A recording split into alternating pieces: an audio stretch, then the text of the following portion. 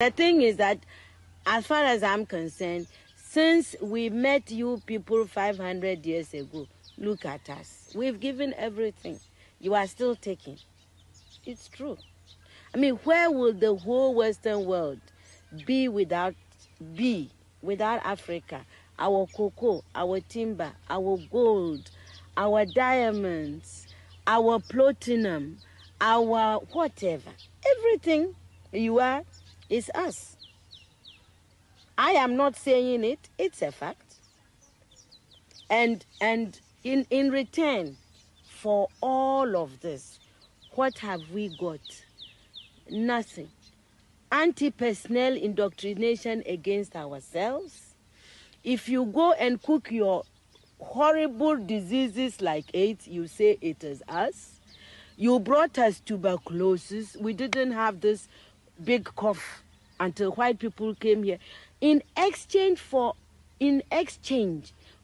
Africa giving Europe 500 solid years of our people, I mean not Europe, the Western world, of our human beings to work your canes, to dig your gold, to take in gold itself, diamond, I mean, you know, fish, peanuts, palm oil, everything. In exchange for that, we have got nothing.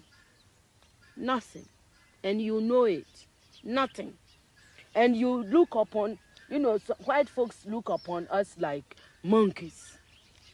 It is true. It's in your literature. Hey, you know, some of your best thinkers have said this about us. Have you heard of all these Germans?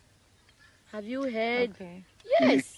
They said, Lord Burton, yes. People like that, they said, we don't even have the brain of animals. That's what we've got from you people. But don't you think that this is over now? Over where? Is it over? Who said that AIDS came from the green monkey? Is it over? Is it over? Well, if this is your impression, do you think that you can ever forgive us? It's not a question of forgiveness. I have nothing against you. My point is that you did and you are doing for your survival what is necessary. We can't blame you for that. The fact that we didn't do enough for our own survival and we are still not doing enough for our survival, that is not your problem. You know, even everybody that God has created has a sense of survival, you know, and if we don't develop it, we can't blame white people. You came here because you needed these things. You took gunpowder from the Chinese. You needed them to shoot people.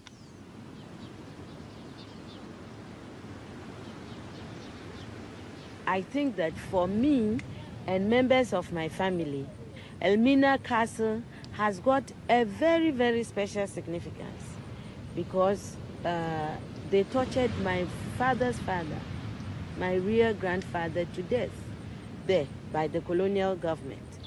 So for me, I mean, when people like me talk about colonization, neo-colonization, it's not just because one is being intellectually smart.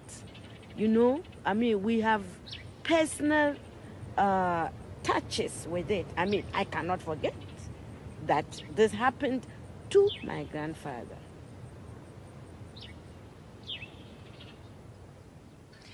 Do you consider AIDS as a new form of colonization? Of course. Why? That's why. You know, my people, the Akans, we have a proverb.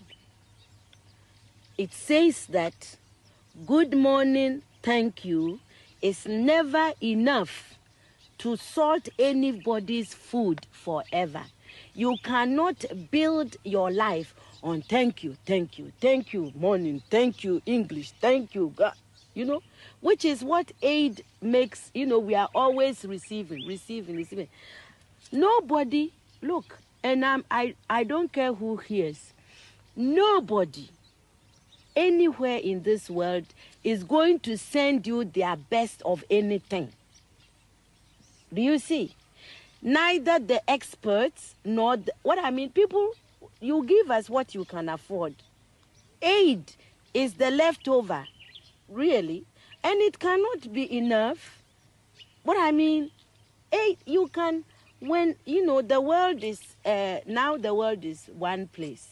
So, there is nothing wrong if my house is in a crisis and you offered me something. There's nothing wrong, you know, because there is interrelationship. But a whole nation, a whole continent cannot live forever on aid. And I think aid is we are in Africa, we are in danger of making foreign aid a kind of policy that is wrong.